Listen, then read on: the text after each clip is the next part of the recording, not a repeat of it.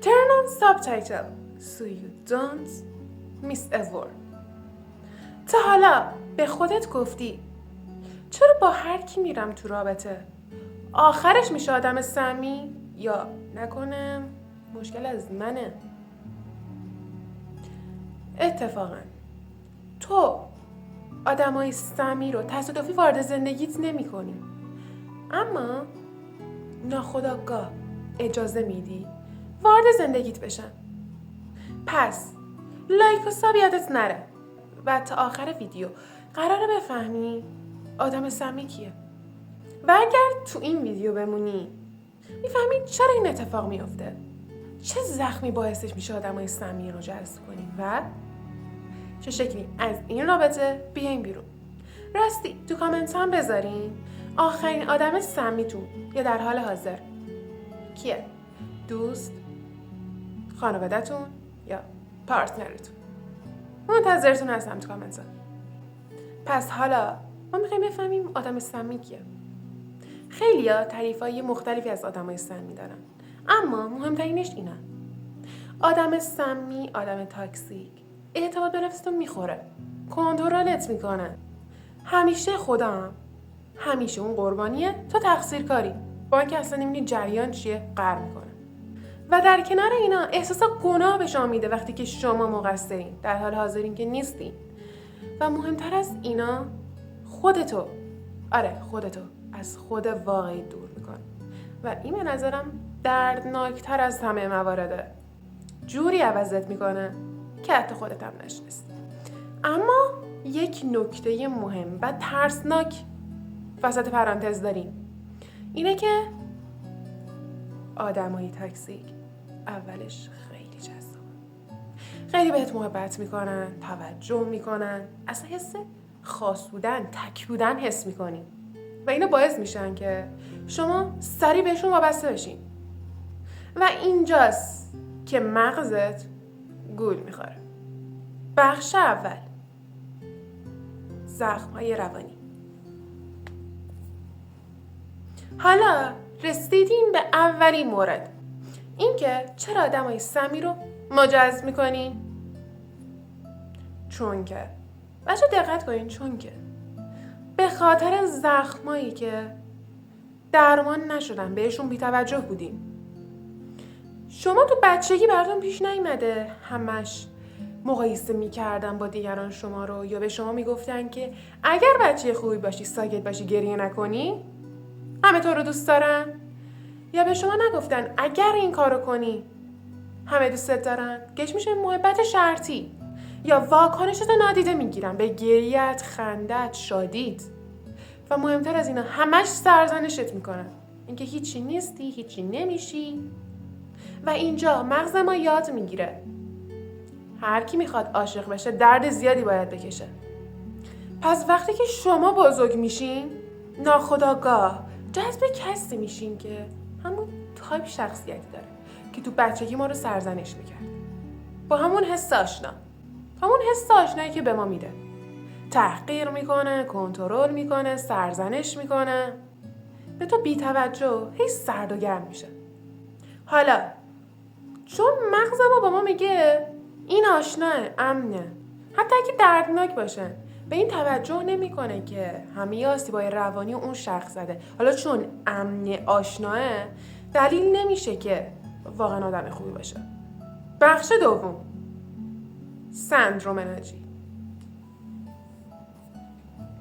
یکی از دلایل مهم این بخش سندروم ناجیه. حالا شما میگین سندروم ناجی یعنی چی؟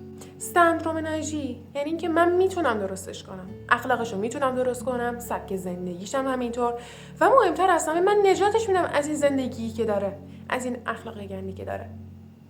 و چون اوایل با شما جوری رفتار میکرد که احساس خاص بودن به شما بده، شما فکر میکردین که من با بقیه فرق دارم، معلومه حرف منو قبول داره، انجام میده. ما اینجا یه چیزی رو دیدیم، شاید نادیده گرفتیم، اینه که تا کسی خودش نخواد نه عوض میشه، نه خودشو نجات میده، نه میذاره تو تغییر کنی. و آدمای سمی عاشق ناجیان.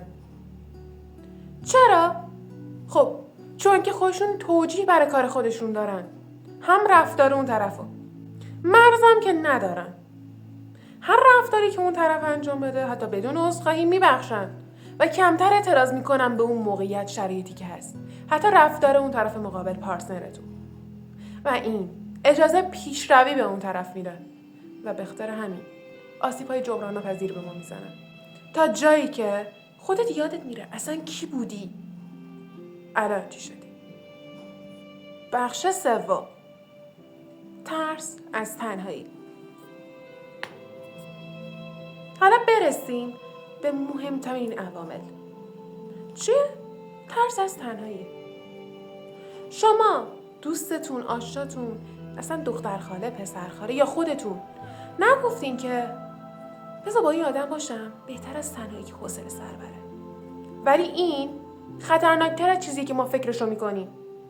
شما وقتی تنهایی، ترس داری، مرز نداری، خط قرمزت هم که نادیده میگیری. حالا هر چقدر باشه که تا هر جایی که بره که خودت هم نابود کنه. رفتار خودتو با طرف مقابلت هم که توجیه میکنی. اصلا نیازی نیست اون توجیه کنه. و بدتر از چیزی که تو این بخش میتونم بگم اینه که خودتو کوچیک میکنی. نه به اختیار خودت، نه به اختیار اون طرف مقابلت. اون اشتباه میکنه، تو معذرت خواهی میکنی چون که تنها نباشی.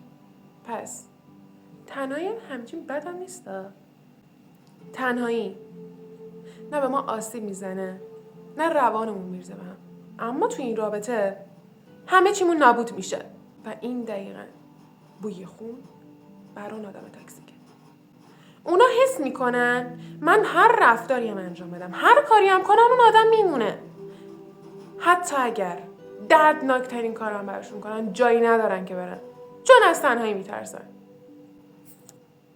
بخش 4، شیمی مغز و اعتیاد عاطفی. اینجا یک بخش مهم علمیه. حتما نگاه کنید. آدمای سمی معمولا سرد و گرمن. نه این ورن نه اون ورن. یه روز عاشق، اصلا گود، مهربون، با محبت.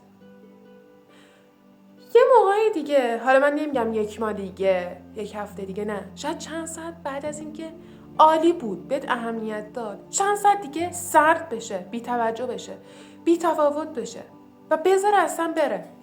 نه اینکه کات کنینا یا قهر کنینا، نه، بی دلیل. و در عوض نگران نباشین، برمیگردن. آره برمیگردن، بدون که اصلا توضیح به شما بدم. و این باعث میشه مغزت دوپامین مثل مواد مخدر تجربه کنه. حالا لطفاً به این بخش توجه کنین. بر خودم خیلی جالب بود اینکه شما معتاد میشین به امید، به توجهی که به شما کردن، به تاییدی که شما به شما کردن و اون حس خوب، خاطرهایی که داشتین.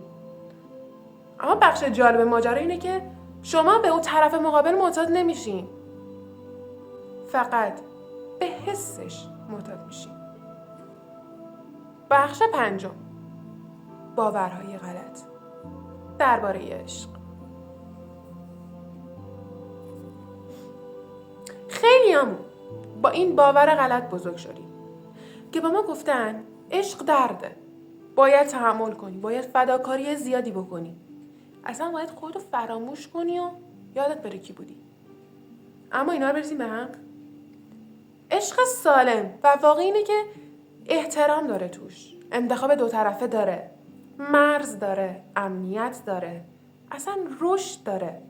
پس اگر رابطت بیشتر شبیه جنگه تا آرامش، بدون تو نه دلبسته‌ای نه عاشقی، فقط وابسته‌ای. همین. بخش آخر، چطور این چرخه رو بشکنیم. خب حالا رسیدیم به اصل ماجرا. چطور آدمای سمی رو جذب نکنیم؟ اولین کاری که باید همه آدم انجام بدن این که شناخت الگوه. این که ببینیم ما همیشه جذب چه تایپ شخصیتی میشیم. آروم، شیطون، خونسرد. اینو بفهمیم 50% راه حل میشه. دومین کار، مرز گذاشتنه. اولین کاری که باید ما کنیم اینه که نبگیم. نگفتن باید هم آدم ها یاد بگیرن. و در ادامه نبگین بدون توضیح، بدون دلیل، بدون که این کار دارم، اون کار دارم، اصلا فلانجا میخوام برم. و این خیلی مهمه. سومین کار تنها بودن سالمه. آدم تنها باشه ولی محتاج دیگران نباشه، مخصوصا آدمای تاکسیک.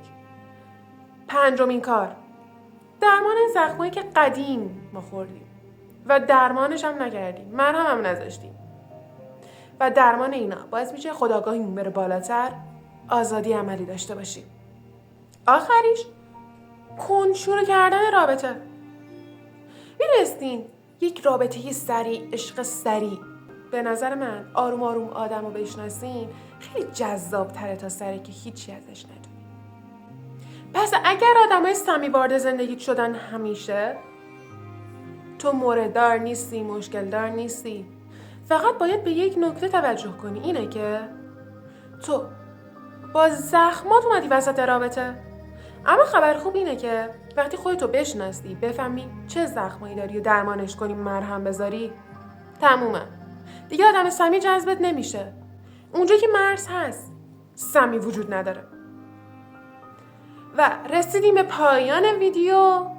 امیدوارم از این ویدیو خوشتون اومده باشه. راستی لایک و ساب یادتون نره. کامنت هم بنویسین آخرین بار کی آدم سمی وارد زندگیت شده و شما چه تصمیمی براش میگیرین. منتظر کامنتاتون هستم. تا ویدیوی دیگه، خدا نگهدار.